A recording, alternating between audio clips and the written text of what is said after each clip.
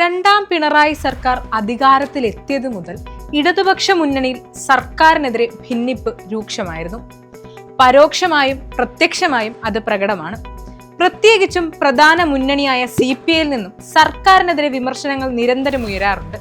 CPI ജില്ലാ സമ്മേളനങ്ങൾ അവസാനിക്കാനിരിക്കെ ഈ വിമർശനങ്ങളും ഭിന്നതകളും അതീവ ചൂടേറിയ രാഷ്ട്രീയ ചർച്ചകൾക്കും വാഗ്വാദങ്ങൾക്കും വഴിവെച്ചിരിക്കുകയാണ്. എല്ലാ ജില്ലാ സമ്മേളനങ്ങളും CPI മന്ത്രിമാർക്കും MLA-മാർക്കുമെതിരെയുള്ള അവഗണനകൾ വിമർശനമായി പ്രതിനിധികൾ ചർച്ച ചെയ്തു. ഇനി ഈ അവഗണനകൾ സഹിച്ച് മുന്നണിയിൽ നിൽക്കണോ എന്നുള്ളതാണ് ഇപ്പോൾ സമ്മേളനങ്ങൾ ഉയർന്നു വരുന്ന പ്രധാന ചോദ്യം. മിക്ക ജില്ലാ സമ്മേളനങ്ങളും മുന്നണി വിടണം എന്നുള്ളത് തന്നെയാണ് പ്രധാന ചർച്ച. തിരുവനന്തപുരം ജില്ലാ സമ്മേളനത്തിലെ രാഷ്ട്രീയ റിപ്പോർട്ടിന്മേലുള്ള ചർച്ചയിലായിരുന്നു ഈ ആവശ്യം. CPIയെ എല്ലായിടത്തും താഴ്ത്തിക്കെട്ടാനാണ് CPM ശ്രമിക്കുന്നത്.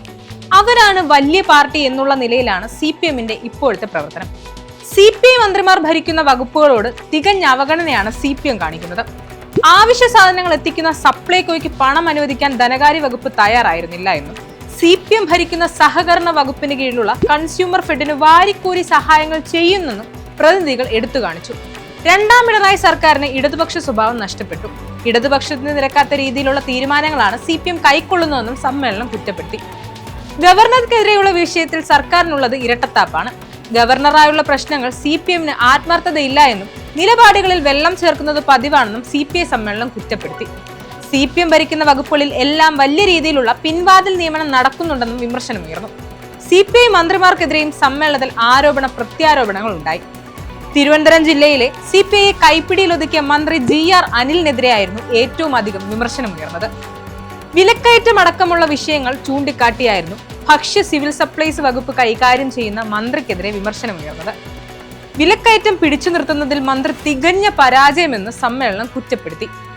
മാവേലി സ്റ്റോറുകളിലെ 13 അവശ്യ സാധനങ്ങൾക്ക് വില കൂടില്ലെന്നായിരുന്നു മന്ത്രിയുടെ പ്രകടന പത്രികയിൽ ഉണ്ടായിരുന്നത്. ആ വാക്ക് മന്ത്രി പാലിച്ചില്ലെന്നും വിമർശനമുയർന്നു. കൃഷി വകുപ്പ് കൈകാര്യം ചെയ്യുന്ന മന്ത്രി P പ്രസാദിനെതിരെയും സമ്മേളനത്തിൽ വിമർശനമുയർന്നു. ഹോർട്ടികോർപ്പ് നോക്കുകുത്തിയായി മാറുന്നുവെന്ന് സമ്മേളനം കുറ്റപ്പെടുത്തി. നിലമ്പൂർ ഉപതെരഞ്ഞെടുപ്പിലെ തോൽവി മുന്നിൽ കണ്ട് പ്രവർത്തിക്കണമെന്നതും ചർച്ചാ വിഷയമായി.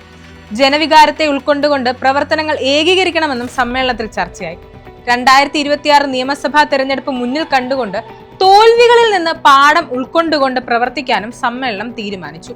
ബാക്കി ജില്ലകളിലെ ചർച്ചകളിൽ പ്രതിനിധികൾ സർക്കാരിനെതിരെ വിമർശനം കടുപ്പിച്ചപ്പോൾ തലസ്ഥാന ജില്ലയായ തിരുവനന്തപുരത്തെ പൊതുചർച്ച സർക്കാരിനെ വെള്ളപൂശുന്നതായി. മന്ത്രി GR അനിലിന്റെ ഇടപെടലായിരുന്നു ഇത്തരത്തിലൊരു നീക്കത്തിന് വഴിവെച്ചത്.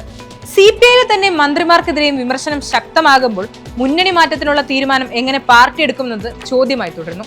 ഇനി CPIയുടെ രാഷ്ട്രീയ നീക്കങ്ങൾ നോക്കിക്കാണേണ്ടിയിരിക്കുന്നു.